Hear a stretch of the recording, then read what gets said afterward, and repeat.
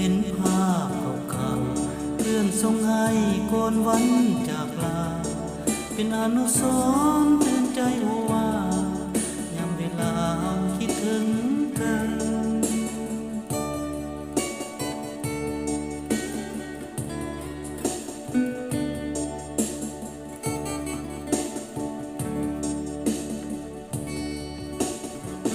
หลายปีผ่านพ้น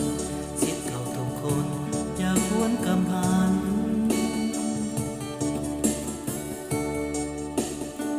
เสื่อมสายสัมพันธ์หักแพงกันดังที่เคยมา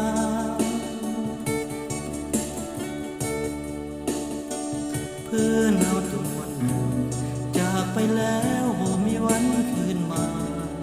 เพื่อนเอ๋ยพวกเขายังมีหน้าต้องมากันสิ้นเดือน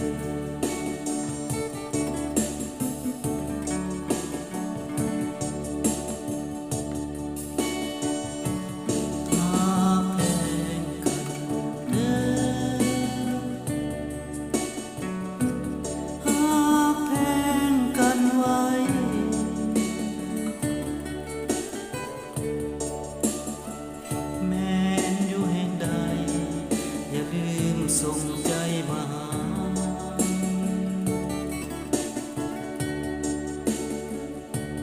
หากแพงกันเด้อ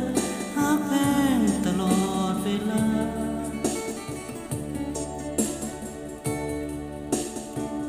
ตราบทั่วดินฟ้าเพื่อนหา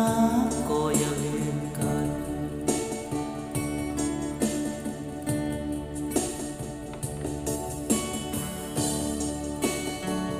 เพื่อนรักสิทธิ์เก่าวันนี้เพื่อนเป็นใด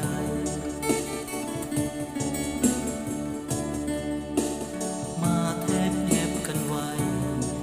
ส่งยิ้มใจถึงกันและกัน